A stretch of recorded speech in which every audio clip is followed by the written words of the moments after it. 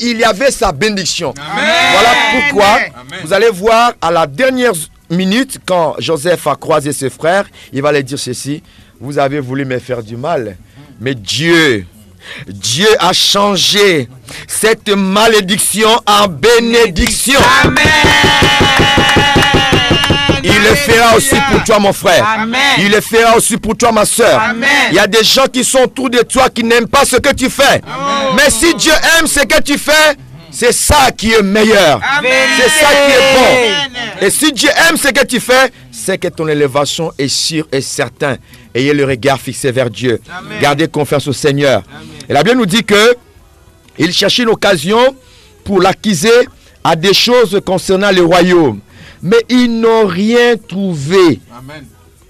Alors, au lieu de s'arrêter là, non, ils vont aller encore plus loin. La Bible nous dit, mais il ne put trouver aucune occasion, ni aucune chose à reprendre, parce qu'il était fidèle. Et qu'on a persévéré, persévéré chez lui, ni faute, ni rien de mauvais. Amen. Et ces hommes disent, nous ne trouvons aucune occasion contre ce Daniel. À moins que nous la trouvons une dans la loi de son Dieu. Amen. Comment expliquez-vous que dans la loi de Dieu, on va trouver des failles d'un homme? Frère, je vais t'amener à comprendre une chose. Il est important que toi, tu aies raison sur Dieu. Parce que si Dieu a raison sur toi, ça serait difficile que Dieu puisse défendre ta cause. Amen. Mais si tu as raison sur Dieu, Dieu se voit obligé de combattre pour toi. Amen. Il se voit obligé de défendre ta cause. Le problème, c'est quoi? Pourquoi ces personnes disent que il est important que nous puissions au moins trouver des failles dans la loi de son Dieu? Cela veut dire quoi? Ces personnes, ils cherchaient à découvrir qu'est-ce qui fait que cet homme est toujours au-dessus de nous. D'où provient sa force? D'où provient sa prière? Allons un peu dans la loi de son Dieu. Ils ont découvert que dans la loi de son Dieu, il a été dit que tu adoreras le Seigneur seul ton Dieu. Amen. Tu lui serviras lui seul. Alléluia. Tu ne te prosterneras pas devant d'autres dieux. Amen. Il dit voilà, on a trouvé. C'est que ce qui fait la force de Daniel, c'est la prière. Amen. Daniel adresse des prières à un Dieu que nous, on ne connaît pas. Amen. Si nous voulons vraiment que Daniel arrête et que Daniel soit humilié et qu'il perd sa force, nous allons arrêter ce qui fait sa force. C'est-à-dire arrêter la vie de prière de Daniel. Amener Daniel à ne plus prier ce Dieu-là, mais de prier d'autres dieux. Parce qu'il savait que d'autres dieux, eux aussi, ils ont prié ce Dieu-là, mais ils n'ont jamais reçu cette onction.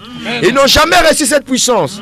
Et s'ils vont amener Daniel à prier un Dieu inconnu, non seulement son Dieu sera fâché contre lui, et il va perdre la grâce Amen. que Dieu a déposée sur lui. Amen. Alors, voilà maintenant ces personnes vont aller voir le roi. Oh frère, c'est horrible. Daniel, au moment où Dieu l'élevait de plus en plus, ses ennemis croissaient en nombre. La Bible nous dit au verset 6, puis, le verset 7, tous les chefs du royaume, les intendants, les satrapes, les conseillers et le gouverneur sont d'avis qu'il soit publié un édit royal avec une défense sévère, portant que quiconque, dans l'espace de 30 jours, adressera des prières à quelque Dieu ou à quelque homme, excepté à toi, roi, sera jeté dans la fosse au lion. Amen. Ils ont découvert que c'est par la prière que Daniel arrive à recevoir son succès, sa gloire et son élévation. Permettez-moi de vous dire que la prière de Daniel dérangeait les dieux. Dérangeait les dieux de mer de Perse. Amen. Et ces personnes n'arrivaient pas à évoluer au même rythme que lui. Amen. Parce que sa prière était très efficace. Il causait sérieusement avec son Dieu. Et son élévation provenait de son Dieu. Permettez-moi de te dire que tu ne dois pas arrêter de prier. Ce qui fait la force d'un enfant de Dieu, ce qui fait la force d'un chrétien, c'est la prière. Amen.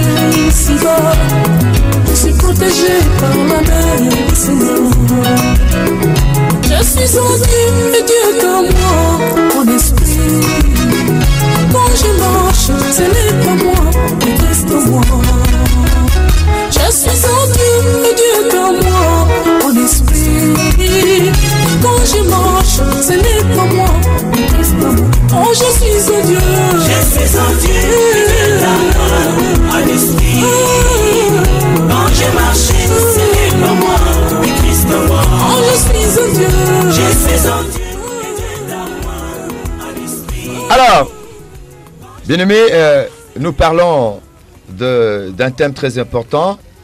Le diable attaque ce qui fait notre force. Alors ici, nous découvrons que ce qui faisait la force de Daniel, c'était la prière. Alors le diable maintenant s'est décidé pour attaquer la prière, pour affaiblir la grâce que Dieu avait déposée sur cet homme.